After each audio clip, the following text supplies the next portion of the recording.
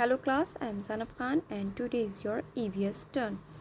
Student, in previous video we were studying about thermoplastic. Now we are going to study about thermosetting plastic. Let's see.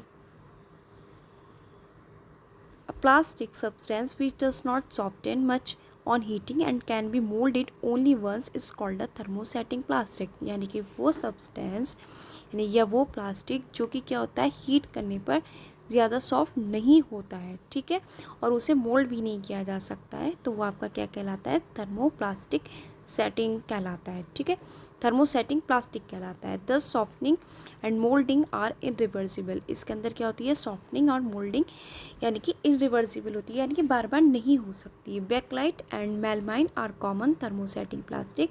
ये दोनों ही क्या है, thermosetting plastic है। सबसे पहले आपको दिया गया है बैकलाइट के बारे में। It is thermosetting polymer.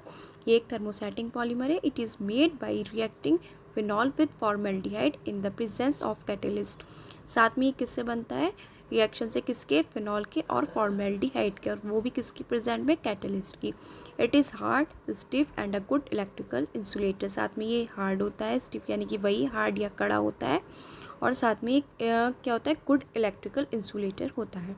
इसके यूजेस क्या है, it is use for making plug, switches, telephone cases and other electrical fittings. इसका यूज़ किस में किया जाता है, इलेक्ट्रिकल जो भी चीज़ें होती हैं जैसे कि प्लग है, स्विचेस हैं, इनका इसे बनाने में इसका यूज़ किया जाता है, क्योंकि ये क्या है, एक इंसुलेटर का काम करता है जिसकी वजह से हमें करंट नहीं लगता है। It is use for making radio and television casing. साथ में रेडियो और टेलीविज़न की केसिंग इससे रेडी की जाती है। It is use for making handles of tea kettles, saucepans and pressure cookers. साथ में क्या है, ये हैंडल्स बनाने का काम आता है किसके, टी कैटल्स के, सॉसपैन्स के और प्रेशर कुकर्स के। क्योंकि ये एक इंसुलेटर है, साथ में हीट इस पर इफ़ेक्ट नहीं करती है, तो जिससे कि हम उसे आसानी से पकड़ सकते हैं, यानी कि वो गर्म नहीं होता है। Difference is between thermosetting plastic and thermoplastic, यानी कि इनके बीच अंतर क्या है। Depending upon their reaction to heat, plastic are categorized into two types, यानी कि इनको दो कैटेगरीज में डिवाइड किया गया है। किसके आधार पर, हीट के, यानी कि हीट के साथ इनका क्या रिएक्शन है इस बात पर। थर्मोप्लास्टिक एंड थर्मोसेटिंग प्लास्टिक, ठीक है। The difference between the two are given in the following test. देखिए यहाँ पर आपको एक टेबल दी गई है, इसमें इसके डिफरेंसेस बताए गए हैं। सबसे पहले दिया गया है आपको, plastic which can be easily bent और deformed on heating are known as thermoplastic, यानी कि वो प्लास्टिक जिसे हीट देने पर क्या किया जा सकता है, मोल्ड किया जा सकता है या दूसरी किसी शेप में ढाला जा सकता है, वो भी बार बार, वो आपका थर्मोप्लास्टिक होता है। Thermosetting plastic, plastic which do not get deformed और softened on heating are called thermosetting plastic, यानी कि वो प्लास्टिक जिसका ये कह सकते हैं हीट पर या हीट देने पर कोई असर नहीं होता है, या वो सॉफ्ट नहीं होता है, या मोल्ड नहीं होता है, वो आपका कहलाता है थर्मोसेटिंग प्लास्टिक कहलाता है। ऑल्सो कॉल्ड थर्मोप्लास्ट, इनको थर्मोप्लास्ट भी बोला जाता है। These can be remoulded into various shapes again and again on heating. Heat देने पर इन्हें बार बार एक से दूसरे शेप में क्या किया जा सकता है, रिमोल्ड किया जा सकता है, या बदला जा सकता है, या डाला जा सकता है। ऑल्सो कॉल्ड थर्मोसेट्स, इनको थर्मोसेट्स बोला जाता है। These can not be remoulded on heating when one set. इसे क्या किया जाता है, बार बार हम रिमोल्ड नहीं कर सकते हैं, ठीक है, यानी कि इसके शेप को हम चेंज नहीं कर सकते हैं।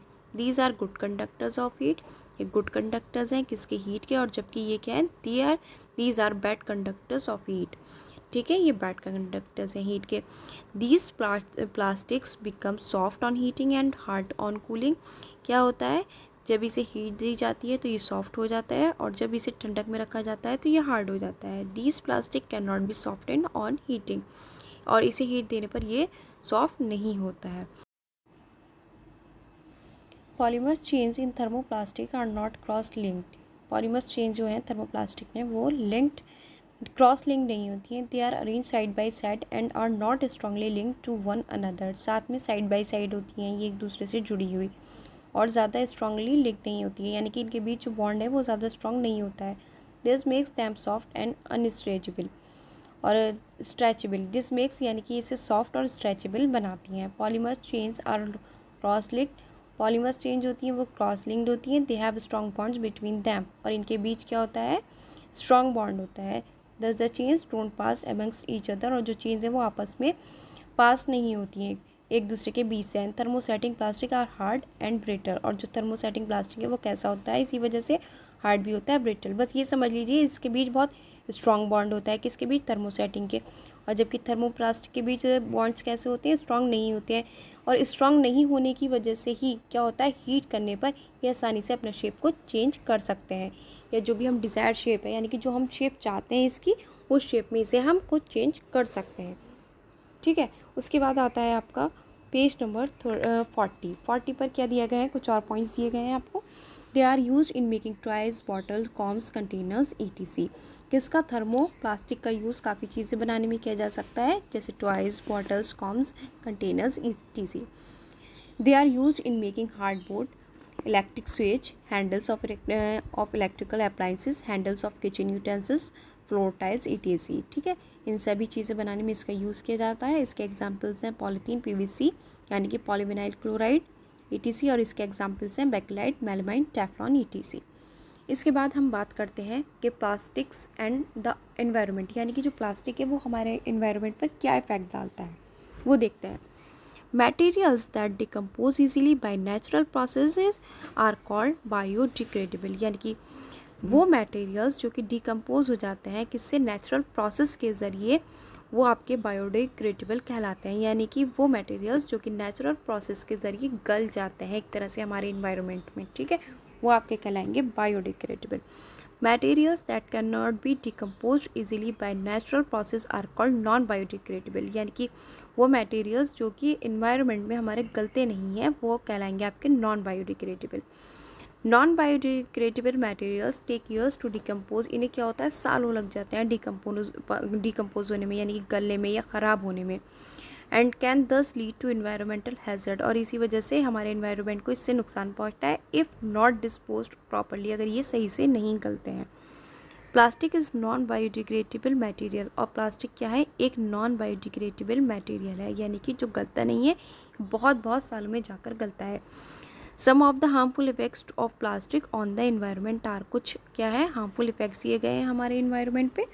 देखिए, it chalks drains and pollutes the soil, ये क्या करते हैं, ड्रेन्स को, यानी कि जैसे जो पानी का प्रवाह है उसे क्या कर देते हैं, रोक देते हैं, और साथ में हमारी जो सॉइल है उसे भी पॉल्यूट करते हैं।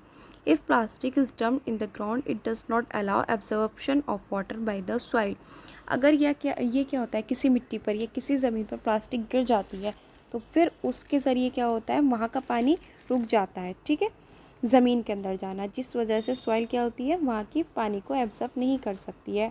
जैसे कि आपको पता भी है, रेनकोट वगैरह क्या है, प्लास्टिक के ही तो बने हुए होते हैं, तो वो इसीलिए हम अपनी बॉडी को क्या करते हैं, उससे कवर करते हैं, जिससे कि हम भीग नहीं सकें। क्यों भीग नहीं सकें, क्योंकि वो वाटर को क्या करता है, जाने नहीं देता है, ये अपने अंदर से पास होने नहीं देता है। जब पास नहीं होने देगा, जाहिर सी बात है हम गीले भी नहीं होंगे। तो वही चीज़ यहाँ पर है, अगर ये ज़मीन पर गिर जाता है, ये मिट्टी पर गिर जाता है, तो वहाँ पर क्या होता है, पानी का जो फ्लो है वो रुक जाएगा। जब वो फ्लो रुक जाएगा तो सॉइल को भी पानी नहीं मिलता है। Affecting the growth of plants, तो इससे ये इफ़ेक्ट होता है कि जो भी वहाँ पे प्लांट्स वगैरह उग रहे हैं तो उनके ग्रोथ पर इफ़ेक्ट होता है। It takes several years to degenerate, साथ में इसको गलने में बहुत ज़्यादा ही समय लेता है या ख़राब होने में। When burn plastic release toxic fumes into the air, जब क्या होता है, प्लास्टिक को जलाया जाता है तो इससे क्या होता है, टॉक्सिक यानी कि जो हार्मफुल फ्यूम्स हैं या धुआं है वो निकलता है और हवा में मिल जाता है, कॉजेज एयर पॉल्यूशन, और इसी की वजह से एयर पॉल्यूशन भी होता है। These fumes can cause various diseases if inhaled, अगर हम इसी हवा में सांस ले लेते हैं तो ये जो धुआं है वो हमारे लिए बहुत सारी बीमारियों का कारण बन सकता है। Plastic through into water bodies block the flow of water and can harm aquatic organism, साथ में जो प्लास्टिक है अगर हम इसे वाटर बॉडीज़ में फेंक देते हैं, जैसे कि रिवर है या सी है वगैरह है, वहाँ पे भी जो जीव जंतु रहते हैं तो उन्हें क्या करते हैं, हार्म पहुँचाते हैं। क्यों, क्योंकि ये जाहिर सी बात है, वो जो एक्वेटिक ऑर्गेनिज्म है वो अगर इसे खा लेंगे तो उनकी बॉडी में भी क्या होंगे, ये गलेंगे ही नहीं, जाहिर सी बात है जाकर, जो कि उनको क्या करेंगे, हार्म पहुँचाएंगे। उसके बाद है आपका grazing animals like cows, got, ETC swallow plastic along with left over food, जो ये ग्रेजिंग एनिमल्स हैं यानी कि जो चरने वाले जानवर हैं, जैसे कि काव है, गॉट है, ये क्या करते हैं, जब खाना खाते हैं तो इसी के साथ साथ ये प्लास्टिक भी क्या कर जाते हैं, जो उसके साथ प्लास्टिक होता है ना उसे भी क्या कर जाते हैं, खा जाते हैं, जिससे कि उसकी उनकी जो फंक्शन है यानी कि बॉडी फंक्शन है उससे डिस्टर्ब भी हो सकता है। इसके बाद है this disturb their normal body functioning and often lead to their death, और साथ में क्या है कि इसकी वजह से उनकी बॉडी फंक्शन क्या हो सकती है, ख़राब हो सकती है और इससे उनकी मौत भी हो सकती है। इसके बाद है measures to controls problem caused by plastic. क्या मतलब है, अब हम जो इतनी भी परेशानियाँ किससे हो रही हैं, किससे, प्लास्टिक से, इसे कैसे कंट्रोल करें।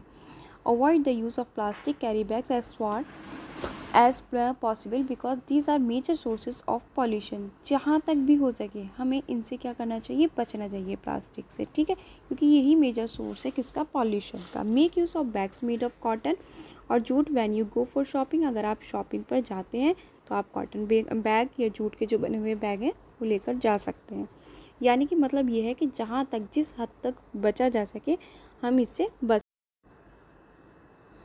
The biodegradable and non-biodegradable wastes should be collected separately and disposed of separately. Practice this in your home. साथ में जो ये गलने वाला और नहीं गलने वाला जो कचरा होता है उन दोनों के क्या करना चाहिए, अलग अलग रखना चाहिए, ठीक है।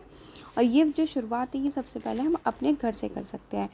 Do not throw plastic wrappers carelessly on road, और साथ में लापरवाही के साथ जो रैपर्स होते हैं, जैसे कि हम कुछ भी खाते हैं वो प्लास्टिक के कवर में भी होते हैं, तो उन्हें बाहर नहीं फेंकना चाहिए। These are ultimately carried to city sewage system, और जो सिटी सीवेज सिस्टम है ये उसमें चले जाते हैं वेयर दे कॉज क्लॉगिंग, और साथ में वहाँ जाकर ये क्या हो जाते हैं, जमा हो जाते हैं। एज अ रेस्पॉन्सिबल सिटीज़न, यानी कि एक जिम्मेदार नागरिक के रूप में हम क्या कर सकते हैं, रिमेंबर द 4 आर्ट, हमें इन 4 आर्ट्स को याद रखना चाहिए। That is recycle, produce, reuse and refuse. इन 4 आर का मीनिंग है, सबसे पहले है रिसाइकिल, उसके बाद रिड्यूस, उसके बाद रीयूज़ एंड देन रिफ्यूज़, ठीक है। तो इन 4 आर का ये मीनिंग था। ये चैप्टर आज आपका कंप्लीट हो चुका है। अगर किसी को कुछ भी कंफर्म करना हो तो वो मुझसे पर्सनली मैसेज कर सकता है। Thank you.